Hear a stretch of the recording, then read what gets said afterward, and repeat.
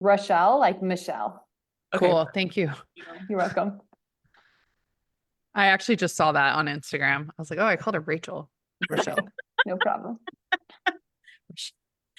Hey guys. Okay, we're live. We're doing it. We had a little fun tech drama behind the scenes, but we're here. I feel like Power Hour is a lot of overcoming technical difficulty to get everybody to go live at the same time. But, we're just a little tech miracle here to entertain you guys.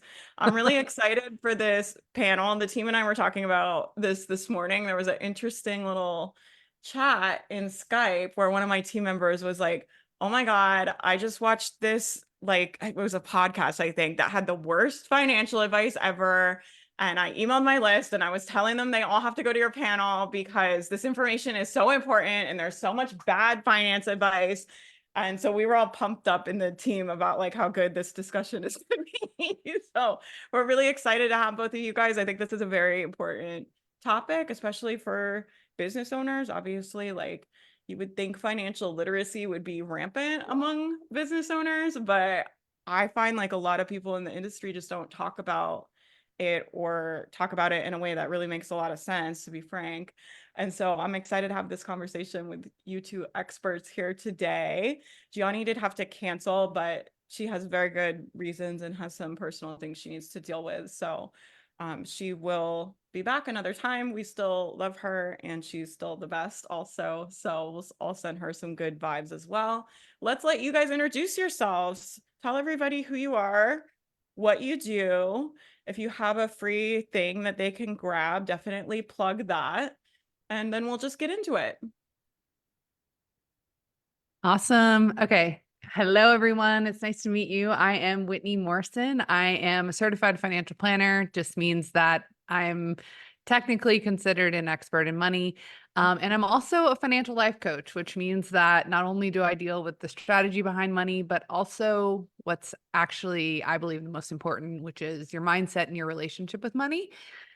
If you have not watched my free Millionaire Money Mindset Masterclass, that's a great place to start to get to know how to work on your money mindset and really start to step into your financial power with money. So that is where a great place to start. My business is Holistic Money, and I'm also a coach in Faith Mastermind. So you may have Most seen me. importantly, I was going to say her most important qualification is she's also my personal like financial advisor also. So she also runs the finances on the back end for faithmariah.com and my rental properties and my personal finances. And then she also coaches in my mastermind. The most important qualification of all, Whitney, being my financial advisor. Yeah, it's been fun. And then we'll put the link for all of Whitney's stuff in the show notes. If you guys are listening on the podcast or watching later, we'll put the links in all the places for you guys. And then what about you? Hi, I'm Rochelle Siepke, and I'm a money coach for life coaches and other heart-centered, purpose-driven business owners. Very often, they're sort of accidental business owners, right? Like they're doing the thing because they can't find anywhere else that they can do the thing the way they want to do it.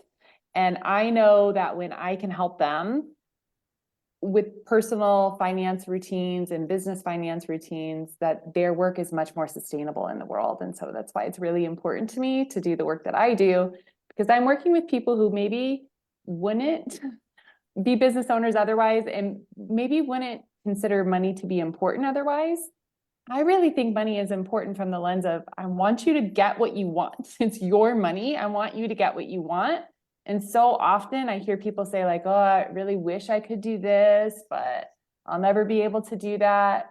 Less so in the coaching world. In the coaching world, I'm more talking to people like, I know I can do this, and I just don't know how. And we've been so programmed and socialized to believe like, we don't know what's best for us. Somebody else knows what's best for us.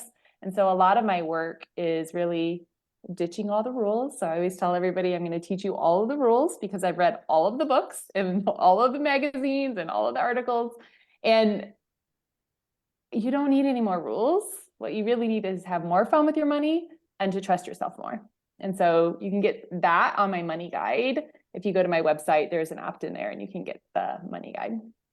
Awesome. So we'll put the link for the money guide and Whitney's Millionaire Masterclass in the links for you guys, and you definitely want to go grab those. My first question I have for you guys is if you could give, this is going to be hard for you guys. If you could give just one piece, one thing, one piece of money advice to someone just starting out, we're talking about the brand new business owner. I'm Jessica. I'm a brand new business owner. What's like the one piece of business advice you guys would give someone just starting out in an online business? I'll go first. Yeah, that's always the hardest part on Power Hours, everybody figuring out when they're going to talk. Yeah. The advice that I would give to Jessica, the brand new business owner, is if you do not have a little bit of money stashed away in your business account, and what I mean about a little bit of money is at least a month or even 2-3 months of your income stashed in a business account or a savings account to kind of like get you through those first really challenging months of being a business owner. It doesn't always have to be challenging, but money can make it a lot more challenging if it's not there. Then don't quit your job. When I started my business, when I was a brand new business owner, I started my business while I was at my 9 to 5. And because I did it that way, I was able to have so much more comfort in a really uncomfortable environment. Like becoming a new business owner is like, hey, learn, you're a baby and like start learning how to crawl and then walk. And there's so many things going on around you. There's already so many areas of discomfort. If you can give yourself a little bit of space with your money in the very beginning of your business, to not make impulsive decisions, to not get really stressed out and pressured really early on in your business with money, you're going to have I believe a much better experience in the early stages of building a business. I think that's really good advice. I think I coach people a lot on this in the mastermind, but I think it's hard to be strategic when your brain is like, oh shit, like, are we going to be able to eat next month? It's like, it's just like really hard. And one of the most, I think, interesting and also kind of fucked up thing I think that's happened for me and Matt as we've started making more money is I'm like, it's so much easier to make money once you have money. And it's so much easier to make more money once you have like more money. And it just gets like easier and easier. And I think the reason that is because the stress of it is so much less now, right? So we can invest in things and start new businesses and we don't really have that same like, oh my God, is this going to work? Is it not going to work? We don't have like any of that drama because we just have a plan and we're going to test it and we're going to see and we're going to evaluate it. Obviously, I would love like all of our investments and all of our businesses we start and everything we do to be profitable. But it's also like, I know that's not necessarily the case and some of them might fail and we have a plan for that too. And it's kind of like if it wins, that'll be awesome. If it doesn't, here's the plan for that. And then we just see what happens. Whereas I look at when I first started my first business, it was like, oh God, is this going to work? How am I going to do it? Oh my God. Oh my God. Oh. And it was like, so that part of it specifically was so exhausting. And now I just don't have any of that because we have different streams of money coming in and more money coming in now than when I first started my business. So I think that's very good advice and like maybe a little bit I don't know. We'll talk about that later, but I see a lot of this, like go all in, like believe in yourself. I saw someone post on Instagram. I'll talk to you guys about it in a minute, but it like triggered the crap out of me because it was related to this. What about you, Rochelle? What would you say to someone who's just starting? Like if you could just give them one piece of advice, what would you say to them? I want to back up for 1 second because I love we started here, Whitney. I also am still in my day job. So I work at an engineering company during the day, and I'm still able to help people who run very successful businesses with their money. And from a much better place because my day job is an investor in my business. And so I'm very strategic about what I'm building in my business, but I don't have to worry about if I have enough money to support myself while I'm doing that. So when I'm working with people, I'm working from this like framework of what do you want your life to look and feel like? And if my life didn't look and feel like the way I wanted it to do, it would be very different foundation to coach from, right? And so I really love that you started there, Whitney. So I just wanted to say that.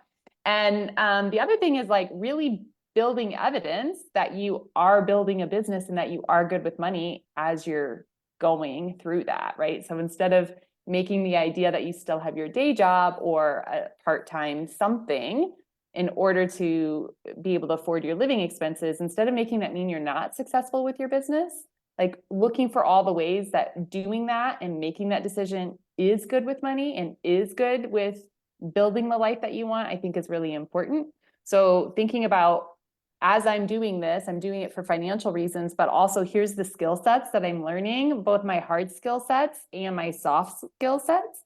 Because I'm always saying I'm actually a much better coach because of the work I do at my engineering job, and I'm much better at my engineering job because of the work that I do as a life coach. So I really like to look at how do all of these pieces of my life make me better at everything, and how does showing up fully as myself benefit not only me in all of my different roles, but also everybody else around me. So I love that we started there.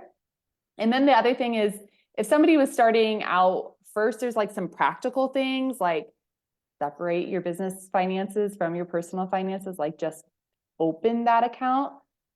And then from a less practical, more mindset, I think it would really be, don't believe your brain when it offers you that you're not good with money. I just don't believe it. If you are starting a business and you're doing all these things, there is no possible way that you're not good with it. You just haven't learned a habit or a routine that feels right for you yet. Yeah, I think that's really, really good advice.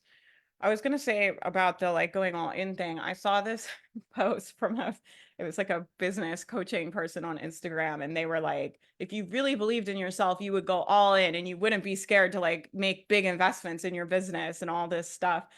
And I just felt like, God, this is fucking horrible business advice. I was like, I don't know any business person that would advise you just make decisions by I don't think if you believe in yourself, that means, oh, you should spend $10,000. I don't think that that's a very good way of assessing risk on business decisions. So I always tell the mastermind, you play out the best case and the worst case scenario, and you don't make any investments. You don't make any investments where you're not willing to live through the worst case scenario. So I've been in situations, because I lived in poverty for most of a significant amount of my life, 30 years of my life, below the poverty line. $10,000 is the difference between rent and people's mortgages and car payments and stuff.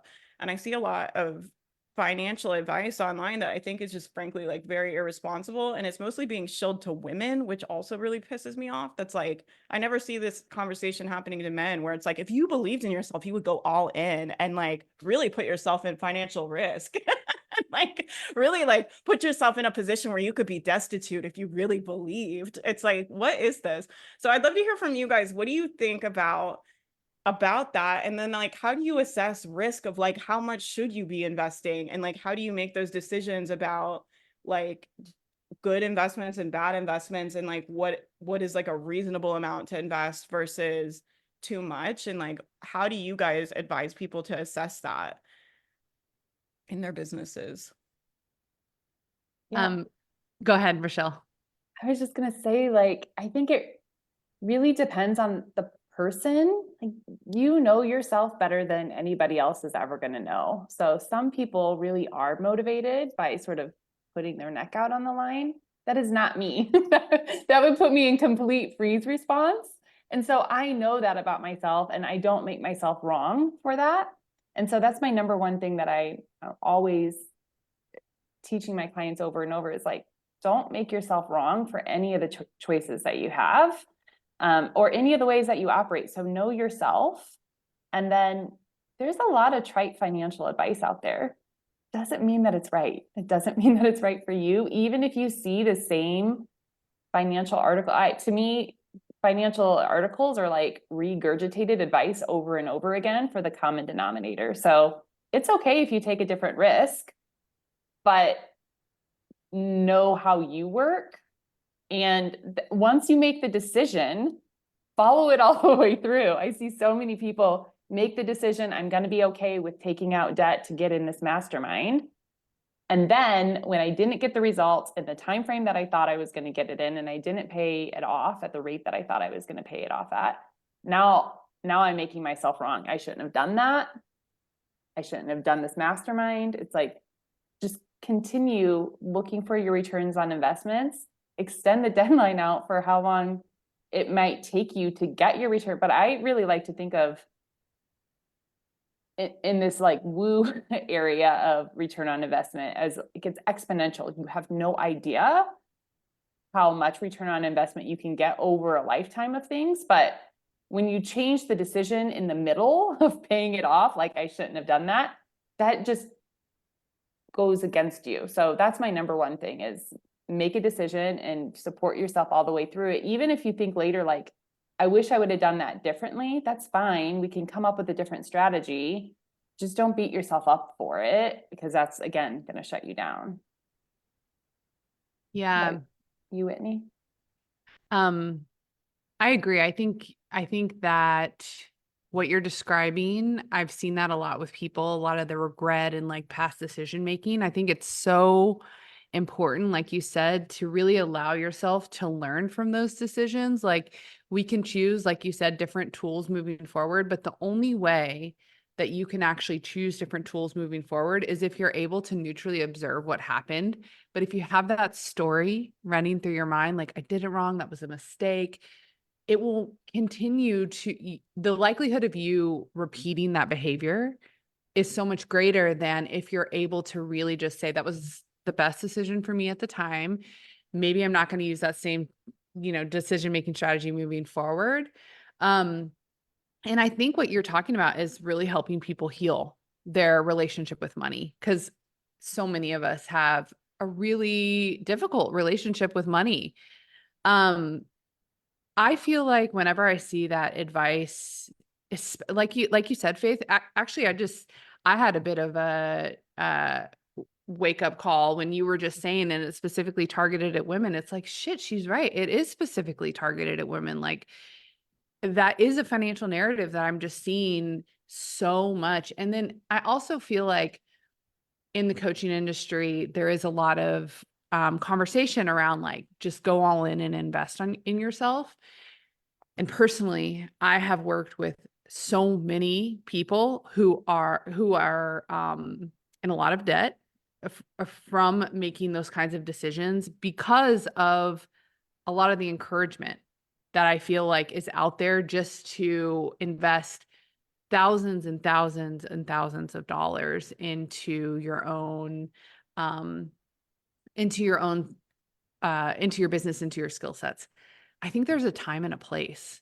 And I really think that in order for you to really be empowered with money, I like to take smaller steps, and I like to make sure that if I am like even a $20,000 investment, I don't want that to feel like a giant leap. I do still want that to feel like a step. I don't want that to feel like I'm about to like, try to cross the Rio, and I think that it's really dangerous to there's so many people who have gotten in a lot of debt in the coaching industry and are trying to like crawl their way out. And I just don't think that we should be talking about money as willy-nilly as what we are in the industry personally. Mm-hmm. What do you think, like when people start out, like how do you decide? Like, because with an online business, I think it's interesting because like if you want to start a restaurant, it's like, well, you're gonna have a space, you're gonna have to have equipment, like you're gonna like there's like a minimum of like you need at least like this chunk of fucking money if you're gonna start a restaurant. You're gonna start a restaurant with like $100 a month. Like, it's just not gonna happen, right? So it's like there's like kind of like these bare minimum expenses that you have to incur. But with online business, it's so like, some people start them and like have almost no overhead. Some people hire coaches and marketing and branding people.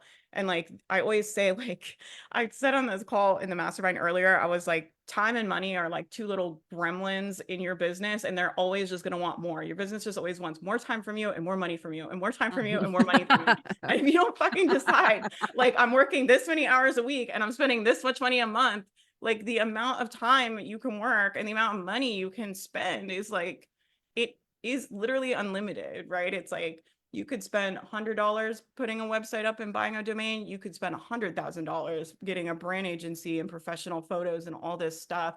And so the expense range is like so wide. How do you advise people if you're just starting, figure out, is this going to be, Whitney taught me this about like using money as leverage, right? And using debt as leverage. I grew up in a family that was very like, we just paid cash for everything. It's like, you don't use credit, you don't do anything. Like you don't have a mortgage. You pay for cash or you like don't buy it.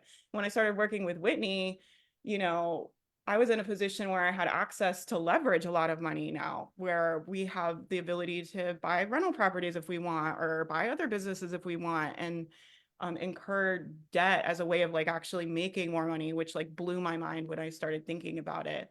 But how do new business owners assess that, where it's like, is this going to be somewhere I put money on and get a return, or am I just totally in the clouds buying a $20,000 mastermind I can't afford? Like, how do you advise, what advice would you give to people to try to assess that, especially when they've never had a business before? Yeah, I think practically, there's the practical component, which is, I like profit first formula. That's been a general rule of thumb that I use when I'm making financial decisions in my business. At a very high level, profit first essentially says you pay yourself 50% of the money that you're making, and then 30% on average goes towards your business expenses, and then the remaining 25 goes towards taxes. And that's kind of like the division of income as it's coming in. What that allows you to do is you keep yourself paid, and you have a good idea of what you want your business expenses to be given the income that you're producing.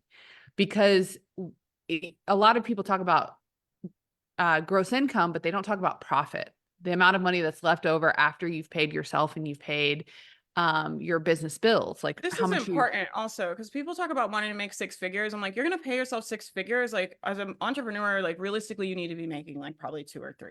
Like yeah, that's the reality for most yep, people. And I think people don't understand that in the industry at all. And I see yeah, all these sales numbers being thrown around too, which drives me crazy. But yes, anyway, go ahead. exactly. Go ahead. I Um, interrupted you. no, but you're exactly right. I mean, 50% of your income, you gotta, to make And six that's figures, you like gotta be making healthy. That's 200. pretty healthy profit margins, you guys, too. Like Yeah, 50%. A lot of businesses don't run a lot even leaner than that, where the yeah, owner is paying themselves much less than 50%. So yes, 50% is a pretty lean business margin, which means if you want to pay yourself $50,000, $100,000, 200,000, whatever it is, it's like you need to understand like the business revenue has to be a lot higher than that for you to pay yourself that.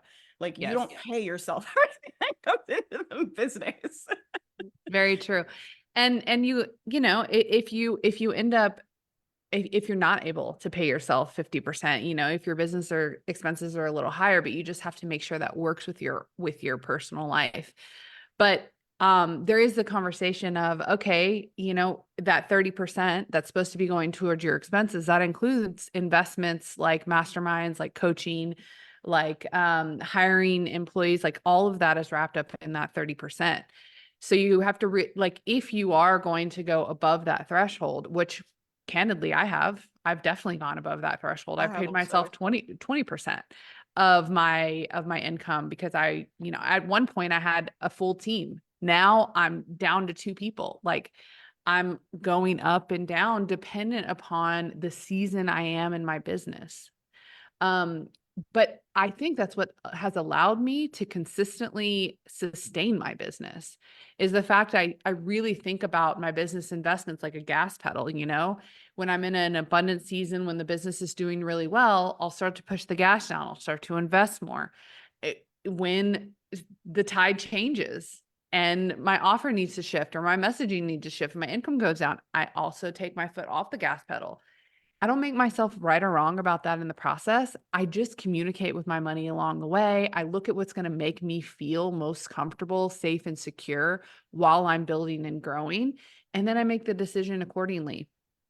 It's been hard. You know, I went on maternity leave. I stopped working for 4 months.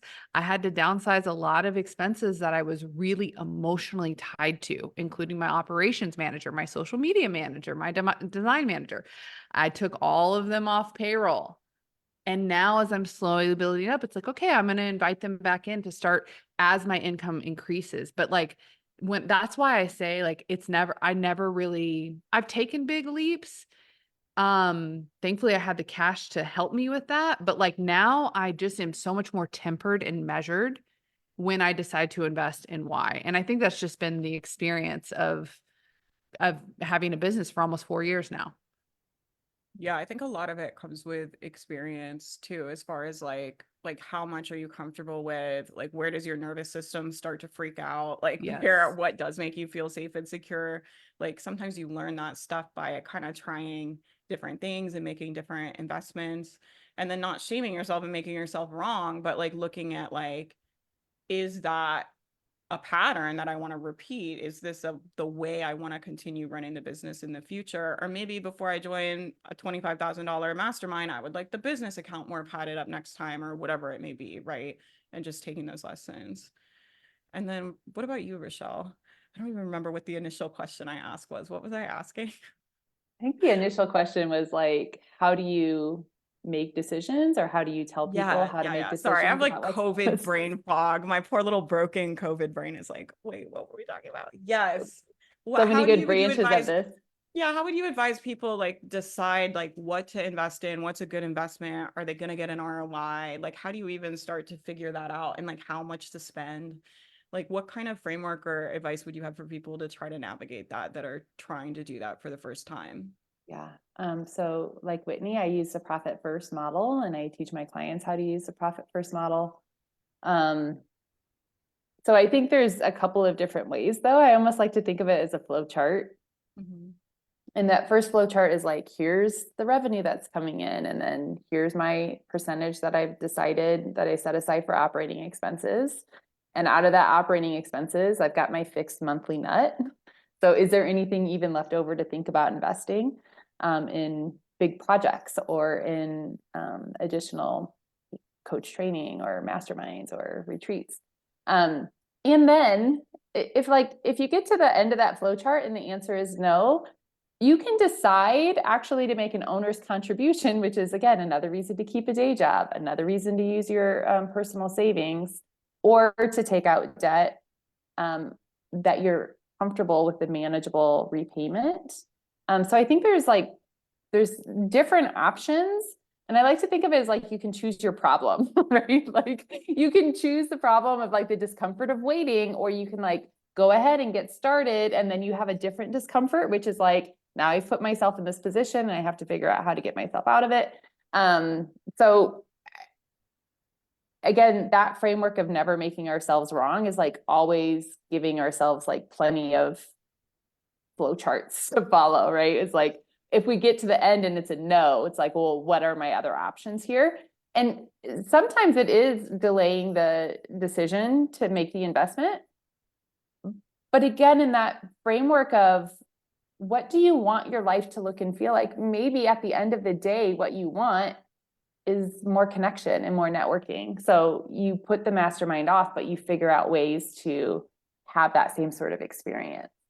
That's So really nice too, right? So if you have to put something off, an investment off, how can you start getting it now? And I love that example you used about like how could you, if you're trying to join a mastermind, a network, how can you start networking on your own? Or if you're trying to join a program to learn a skill, how can you start doing that skill on your own? I think that's great advice for people. yeah, because I think we have this framework of, again, one of the things that I say is I work with people who want to make their money decisions based on anything other than the amount in their bank account, right? Because we've gotten so used to looking at like our bank account and asking like, hey, is it okay if I do this? Or like, oh, if the bank account says it's over this I have much. a lot of They're- business owners that won't even look at their bank account. I'm like, oh my God, you guys have to know like how much is going in. I used to be one before I started working with Whitney. I was just like, I know there's money coming in. I know there's money going out. I know there's a lot more money coming in than's going out, but I couldn't have told you what those numbers were. And I was it like, I know we're happens the making other money. way. I don't know what it is. I don't know how much I'm paying myself this month. I wish I was making this shit up. This is true. I was like, I would just pay myself random amounts when I needed money. And I knew there was a lot of money in the bank accounts and I never looked at it. It's so normal. So it's like, how would I We make just want to decisions? Like, I normalize don't that. know. Yeah, it's so normal. And it works the other way too, whereas like some people aren't bringing in more money than is going out and they also don't want to look at it, right? And Yeah. so like it's really a normal response. It doesn't mean that we want to stay there, but it does mean like we can normalize like, hey, if this is what's going on for you, there's nothing wrong with you. But I do always love the idea of like, we're not asking ourselves questions and telling ourselves no. We're asking ourselves questions and then we're really, what do I want this to look and feel like? How can I always get what I want, regardless of how much time, money, and energy I have? How can I use my decision-making skills to always use my resources in the best way that I have possible available to me now while I build more resources for myself in the future? Yeah. I love that. No, go ahead. I've been practicing that personally. I think that our brains naturally just like to offer us what we don't have, how we can't get there, and intentionally asking ourselves, okay, how can I get there given the resources that I currently have? I think that that is the most genius question ever. I feel like we could all write that down. Like for me, for example, I am looking this year alone, I have wanted to join at least 5 to 10 courses, programs, challenges, things that have come up and I have had a visceral, like a body response being like, "Ooh, let's buy that. Let's buy that. Let's buy that." And I have not invested in any of them. And I'm so happy now that I'm 3 weeks, a month out that I chose not to. But what I've done at every single decision point, I've done exactly what you're talking about, is I've asked, okay, given the resources that I have now, what's a great next step? So I've been, instead of buying courses, I'll buy the book first. Like a few of the courses that I'm wanting, like one on financial intimacy and like how to have like more in-depth really conversations with your partner. It's like, okay, instead of going right into his $1,000 course, oh, guess what? He wrote a book on this a year ago. I'm going to buy the book. I'm going to do the audiobook. And that's just kind of the steps that I've been taking. And I'm honestly so happy with that decision, like get where I am now. Cause I would have previously, I would have been like, I want to give them, and it's been a lot better for my personal finances to do that. Yeah, that's a really good. It's also like you guys, like everybody now has a podcast too. So like there was somebody I wanted to do, it was a $10,000 marketing certification. And I did the same thing, Whitney. I had already read his book, but I'm rereading his book. And then I was also like, oh, he has like 300 podcast episodes for free. Let me listen to those. And I was like, let me read the book. And then it's like, if I get through all that and I still feel like, we need the certification, maybe that's something, but I would want to Yes. budget for it and plan it versus being caught in that like launch thing where it's like, oh my God, all my friends are joining and this is happening and they're not, and it's like getting caught up in like the emotion of it instead of it being like a strategic, like it's on my quarterly plan. Like $10,000 for me, even with somebody that we did about like 230, I think last year in sales, just so you guys have an idea, but $10,000, that's a significant investment even in that level. And so let me put that on the quarterly plan instead of just like getting caught up and getting the cash. Even if I have the cash there, it's like, is that really how I want to be making those types of decisions? And for me, it's like, things that are like thousands of dollars now, I've kind of gone the same way as you, Whitney, where I'm like much more wanting to be much more strategic about those decisions and less like getting caught in the emotion of all of it. Which when I look back on a lot of the decisions that I've made, especially at the higher end ones, they were very like kind of spontaneous, spur of the moment, like this feels right to me decisions, which I think is okay sometimes. But for me, it's just not how I want to run the business. I want to have the plan. I want it to be strategic. I want to make sure I'm not caught in like some high emotion cycle. And I want to be making those decisions with like, yeah, the emotional part and my intuition, but also like the higher part thinking part of my brain also. And then also like, I want it in my budget. So I think that's very good advice. I wanted to ask both of you, and Rochelle actually mentioned this, and then I've worked with Whitney, so I know you teach a ton of this, but what about like money habits? Like, I thought it was so interesting when you were introducing yourself, Rochelle, you were like, I help like people build like these money habits. So what are your top kind of 2 or 3 money habits that you guys think online business owners should have, or you would recommend people start building if they want to have a business? So I always start with personal finance, and I use a software called YNAB, or it stands for You Need a Budget. I don't know if you're familiar with that. And the first session that I always do with everybody is the Dare to Dream session, which is like, let's get really big. And like, if money was not an object for you, if time was not an object, what are the things, what do you actually want your life to look and feel like? And we get really big and really dreamy about that. And I'm just like asking all of the questions and like, tell me, what would that look like? And then I want them to be able to like actually taste that for themselves before we get off that call, before we ever start looking at creating a spending plan, because that spending plan is always going to be custom based off the thing that's most important to them. And so I would say my like top 3 would be allowing yourself to desire and not making that, again, I'm saying this a lot today, but like not making yourself wrong for it. My favorite clients are the ones who are like, I want to do this thing. Is that crazy? It's like, probably, isn't that great? Let's do the thing that's so crazy, because this is your resource. Whether it's your time, your money, your energy, your decision-making skills, nobody else gets to decide if it's crazy. If it's the thing that you want, it's the only thing that's ever going to light you up. It's the only thing that's ever going to make any of this worth it. Do not believe in discipline for discipline's sake so that we have more money. I believe in like creating simple habits and routines so that you can get the thing that you actually want at the end of the day. So it's always desire, allowing ourselves to have desire, taking our personal finances, putting it in a spending plan, and like, here's the math part where the money is actually coming in and actually going out, and are they in alignment with my desires? And then from there, we do the same things with their business budget. So creating the profit first percentage calculations based off the actual money that's really for real coming in, and not what they hope to be coming in, but what's like actually coming in. Even if it's inconsistent, how do we make that consistent so that you're paying yourself a regular basis, that you can actually take off the vacation and the holiday time that you want to take off? And then using that YNAB for their operating business expense account as well. So just a checking operating expense account.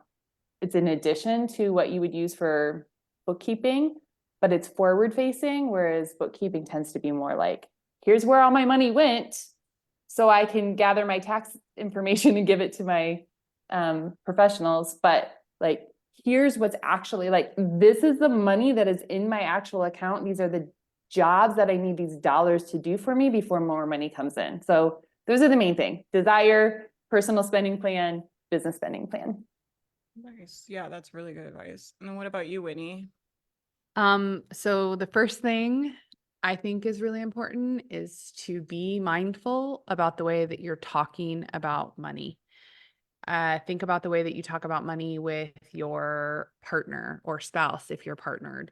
Think about the way you talk about money with your clients or your boss.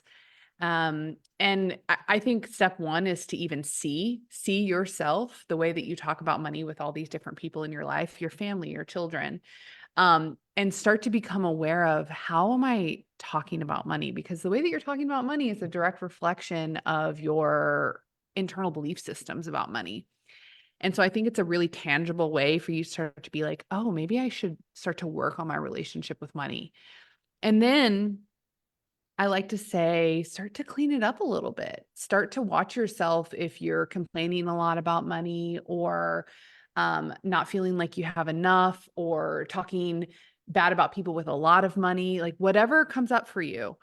And then start to make shifts. in the way that you're talking about money. And I had someone ask me, like, what does it mean to make shifts in the way that you're talking about money?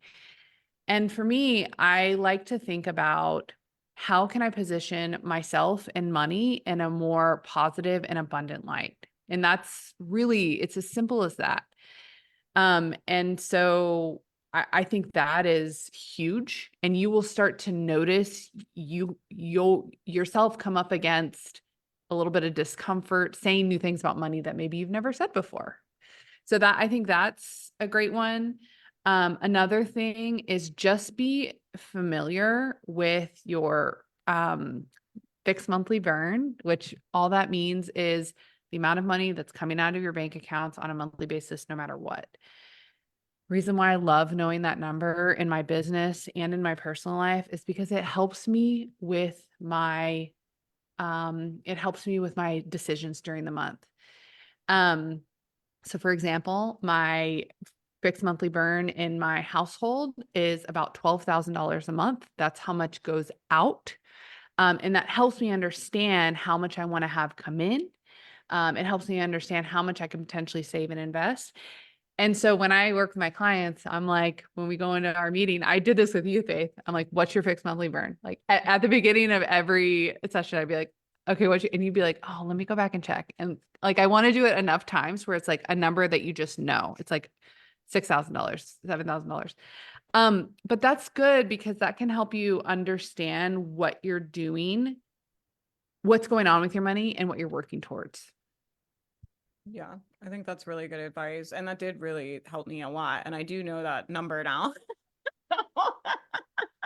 But it just gives me like something to work off of as far as like knowing what's coming in and what's going out. Like, whereas before I just had like, I really had no idea. Like I knew our sales because I was tracking our sales all the time because I wanted to see what was working and what wasn't working and making adjustments. And I just fixated on that number and really ignored the rest of it. But the result of that was like, by the time I hired Whitney, I had like crippling anxiety about looking at my bank account. And there was you would think that would not be the case because I actually had a lot of cash on hand when I hired her because none of the money I had made was invested. It was just sitting in my checking account.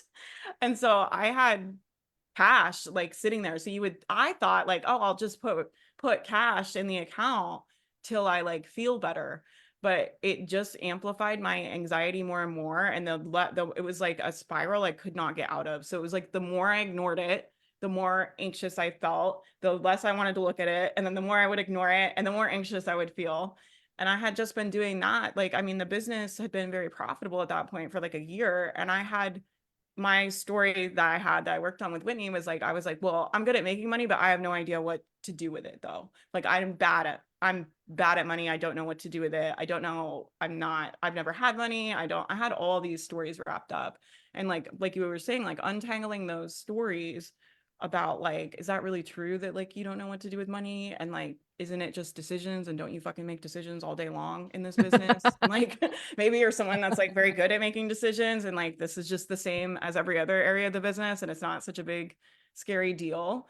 And that really started to change everything for me. And once I changed that part, then it was like I was able to actually look at it to build the habits I needed to be building to be able to do the things that I wanted. And now it just feels so much better.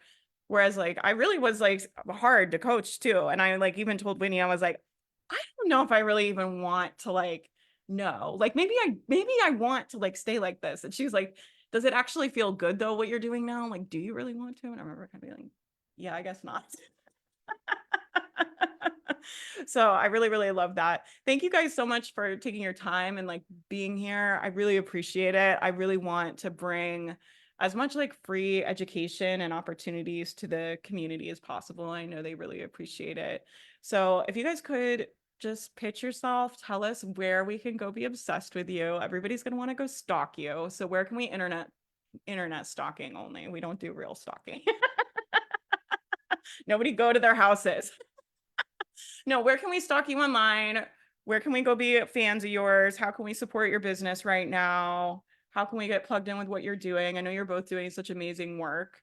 How can we go become big fans of yours? Tell everybody where to find you.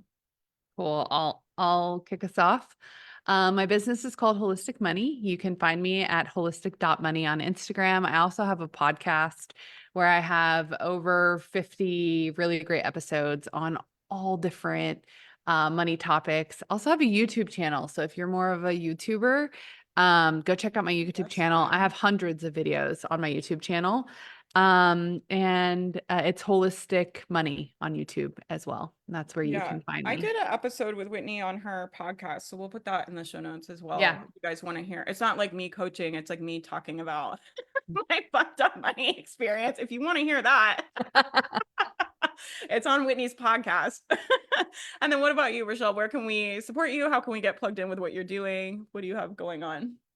So my website is rochellesiepke.com. So you can find out how to spell it on the podcast in the show notes. We'll put all your guys' links in the notes. Yeah. And then I would say for sure, if you're just like looking for one place to start, the habits and routines are listed in my fun money guide. And again, more fun with money, right? So like less rules, more fun with money. There's a whole bunch of really great, fun, laid back resources in there. And on Spotify only, I have a podcast called Profit and Flow. And what it is basically an evergreen podcast of my program, how I work with people one-on-one as a 6-month money mentor, but it's all broken down. So into the desire, into the personal spending. Oh, that's It's awesome. my And you have it all laid entire, out on a podcast. You guys have to go get that. That sounds amazing. it That's is, really and it's cool. only 3 to 8 minutes per episode, right? So it's money in minutes for life coaches and other solopreneurs who are accidental business owners. So I would really love for you to go grab those. Nice. Okay, we'll put all of their links in the show notes. Thank you guys so much for being here. I'm doing a free workshop on Wednesday. So if you guys want help setting up your opt-in pages, I'm literally doing a workshop where we're like all gonna get on the call. I have templates. I'm gonna help you set your landing page up, help you set your thank you page up, and help you set your funnel up. And I have all the templates to give you, and it's all free. And we're doing that Wednesday. It's open to everybody in the community. So I hope you guys will come. I'm really excited about it. And that's what we have going on this week. Thank you guys so much for being here. I really appreciate you. Thanks Bye, for having us. It everybody. was really fun to meet you all. I know, I loved it. Bye, everybody.